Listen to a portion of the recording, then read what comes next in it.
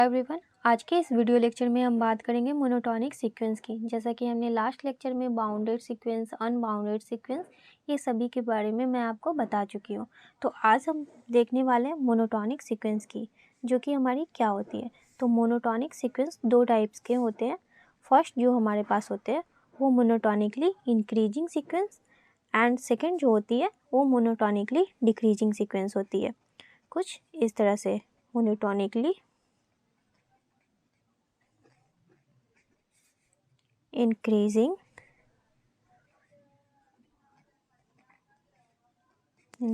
Sequence, and second जो होती है वो मोनोटोनिकली डिक्रीजिंग सीक्वेंस। तो मोनोटोनिकली इंक्रीजिंग सीक्वेंस और मोनोटोनिकली डिक्रीजिंग सीक्वेंस, ये दो टाइप के जो भी हमारे पास सीक्वेंस होती है उसे हम मोनोटोनिक सीक्वेंस कहते हैं। ऐसे सिंपली हम समझे तो यहाँ पे इसकी डेफिनेशन अगर हम देखना चाहें तो डेफिनेशन हमारी क्या हो जाती है। डेफिनेशन तो हम इसे लिख सकते हैं, a sequence En is said to be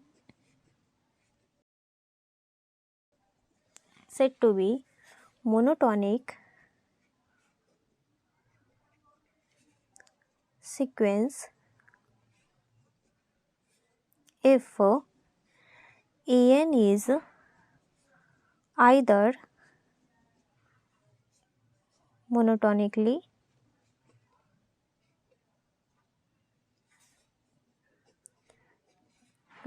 increasing,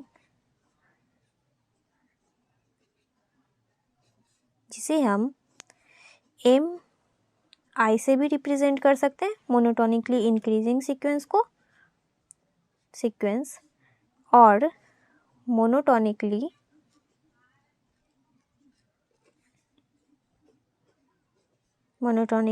decreasing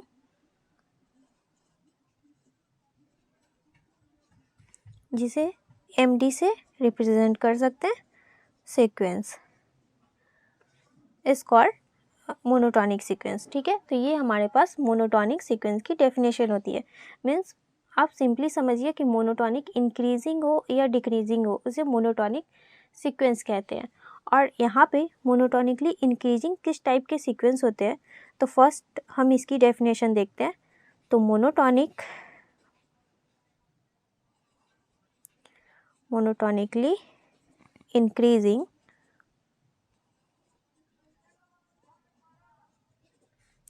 sequence,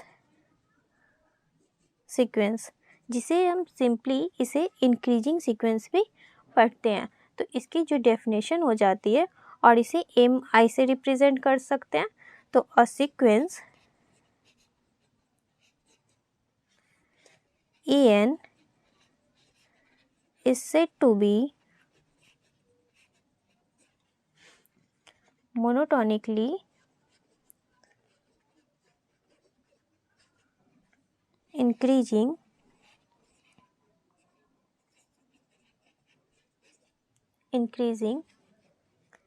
sequence if En जो हमारे पास सीक्वेंस दे रखी होगी वो less than equal to En+1 होनी चाहिए for all n belongs to natural number.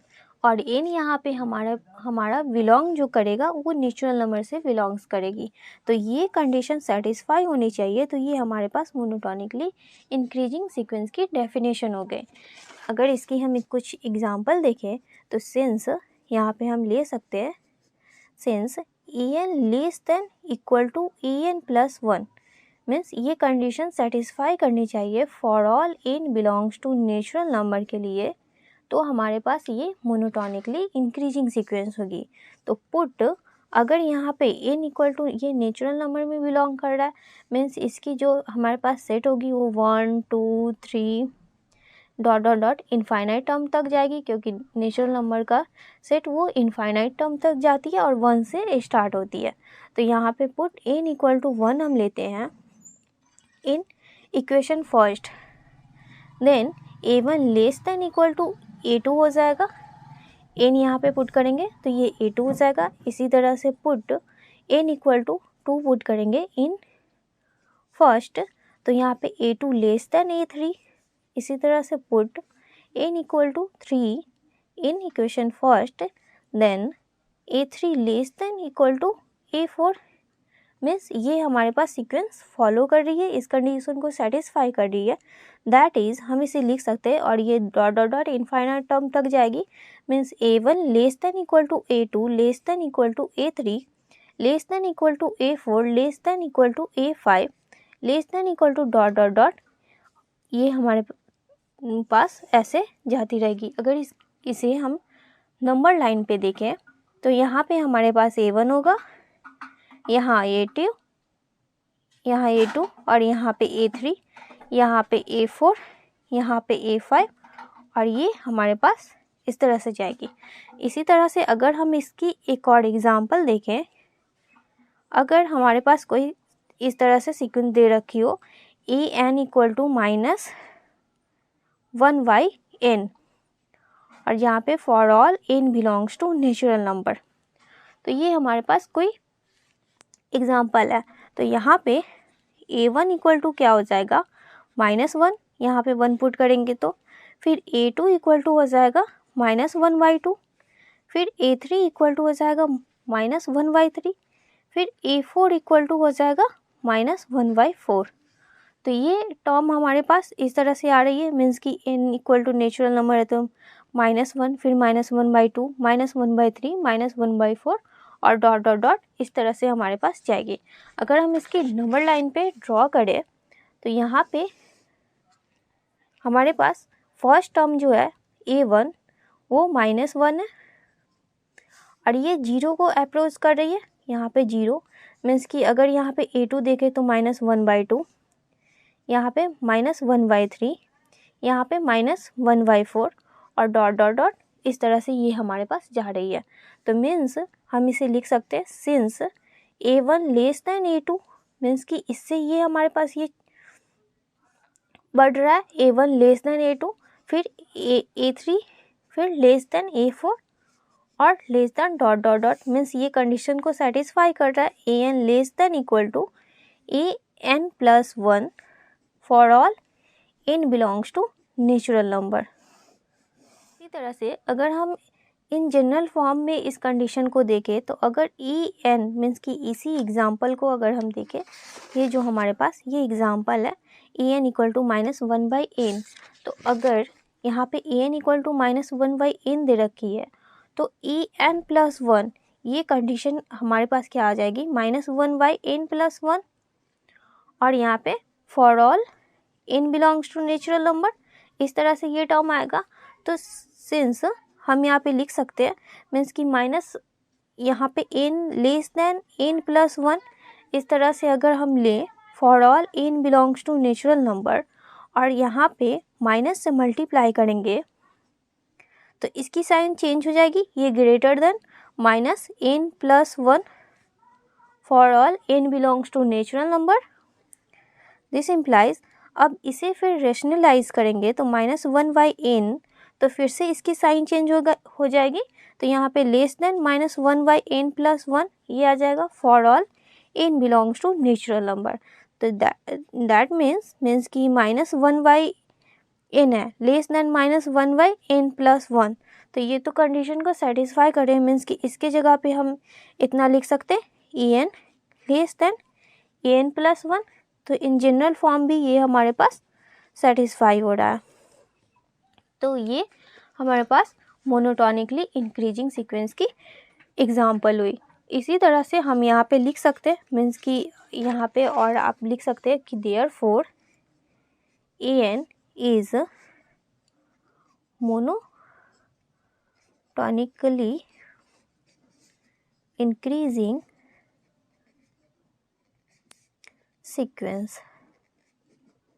Sequence, और इसे हम सिंपली भी लिख सकते हैं, simply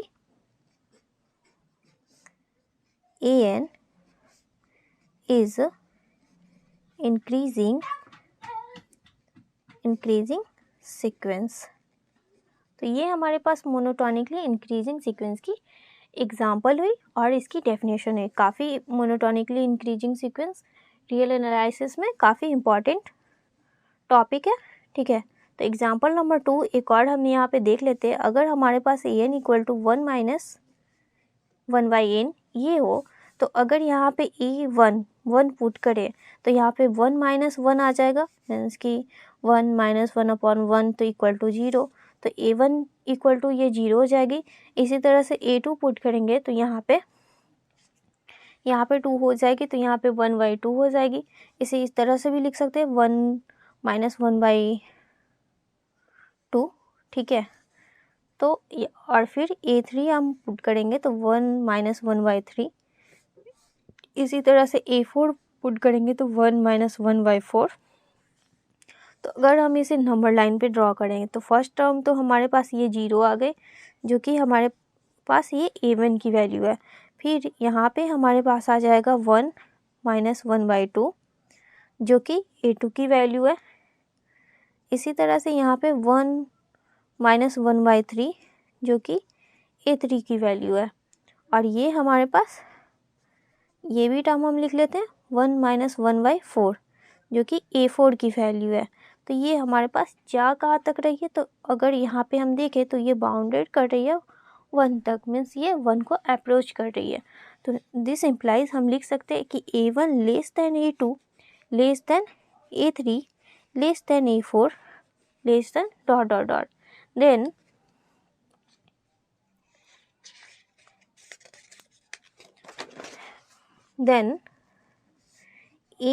an less than an plus 1 हो जाएगा for all n belongs to natural number. This implies an is monotonically increasing sequence and an is also bounded sequence. ये हमारे पास बाउंडेड सीक्वेंस भी हो जाएगा, क्योंकि यहाँ पे देख रहा है ये 0 से लेकर मीन्स 1 तक हमारे पास ये 1 को अप्रोच कर रही है, मीन्स ये हमारे पास बाउंडेड सीक्वेंस भी हो जाएगा। आप बाउंडेड सीक्वेंस की डेफिनेशन देख लीजिएगा, जो कि मैं आपको बता चुकी हूँ। तो यहाँ पे अगर हम इसकी लिमिट पॉइंट, अगर इसकी कन्वर्जेंट फाइंड करें तो यहाँ पे अगर limit n tends to infinity पे an इक्वल टू, इसकी जब लिमिट हम फाइंड करेंगे तो ये 1 आ जाएगी, मीन्स ये हमारे पास कन्वर्जेंट सीक्वेंस भी हो जाएगी। That is an is convergent sequence. तो इस तरह से हम कोई भी हमारे पास जो मोनोटोनिक सीक्वेंस होती है, अगर वो बाउंडेड भी सेटिस्फाई हो रही है तो वो हमारे पास कन्वर्जेंट सीक्वेंस भी होगी। इन जनरल फॉर्म अगर हम इस एग्जांपल को सॉल्व करें तो an equal to 1 minus 1 upon n plus 1 है।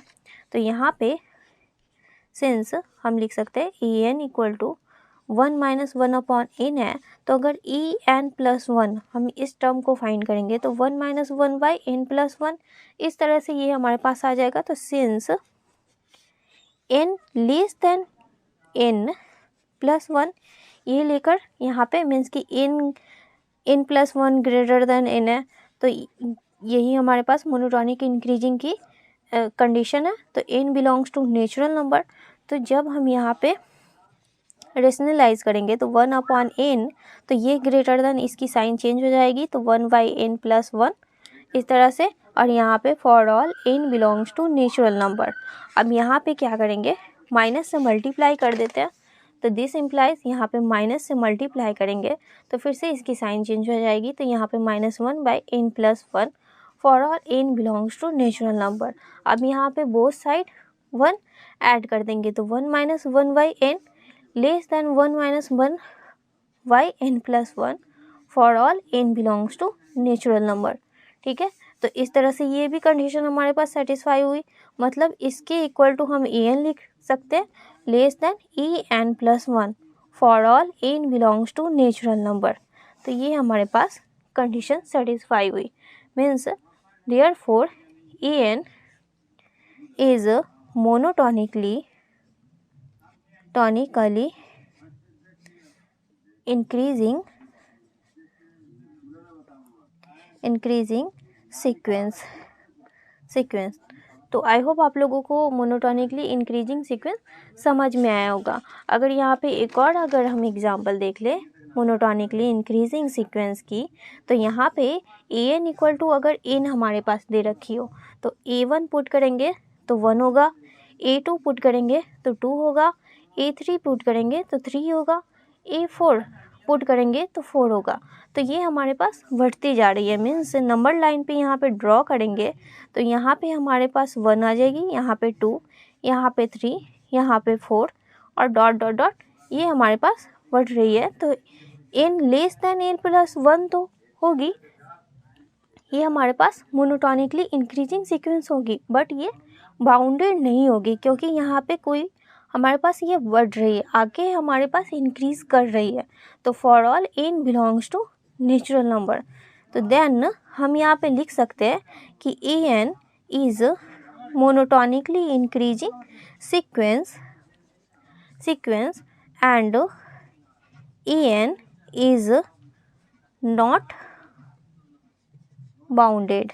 ठीक है, तो इस टाइप के सीक्वेंस मोनोटोनिकली इंक्रीजिंग तो होती है बट वो बाउंडेड नहीं होती है।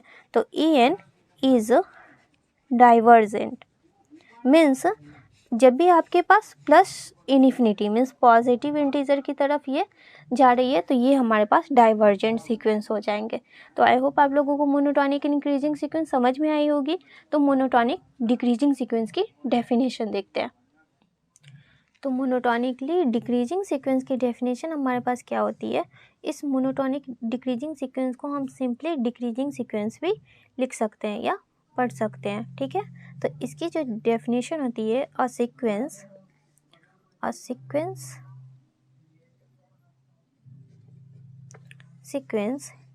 an is said to be monotonically decreasing, जिसे हम MD से भी रिप्रेजेंट करते हैं, monotonically decreasing sequence if en greater than equal to en plus 1 for all n belongs to natural number. तो मोनोटोनिकली डिक्रीजिंग की कंडीशन क्या होती है कि en greater than equal to en plus 1, जो इंक्रीजिंग में ये less than equal to en plus 1 होती है, यहाँ पे greater than equal to en plus 1 for all n belongs to natural number is called monotonically decreasing sequence.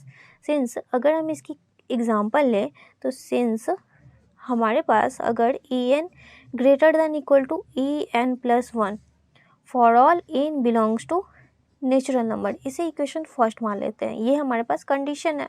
तो अगर हम यहाँ पे a1 means n belongs to natural number है तो a1 पुट करेंगे यहाँ पे, तो a1 इक्वल टू हमारे पास आ जाएगा, मीन्स अगर 1 पुट करें तो a1, तो ये greater than equal to a2 आ जाएगा। इस तरह से मीन्स हम यहाँ पे लिख सकते हैं put n equal to 1 in equation first, तो a1 greater than equal to a2, फिर put n equal to 2 in equation first, then a2 greater than equal to a3, फिर put n equal to 3 in equation first, then a3 greater than equal to a4। इस तरह से ये term हमारे पास चलती रहेगी क्योंकि ये हमारे पास n belongs to natural number belongs कर रहा है। दैट इज़ हम इसे लिख सकते हैं a1 greater than equal to a2 greater than equal to a3 greater than equal to a4 greater than equal to dot dot dot, आगे हमारे पास नेक्स्ट टर्म a5 आएगा, a6 आएगा, इस तरह से। तो इसे अगर हम नंबर लाइन पे ड्रॉ करें तो हमारे पास इसकी जो टर्म बनेगी, मान लेते हैं कि a1 है, मीन्स कि a1 greater than equal to a2 है।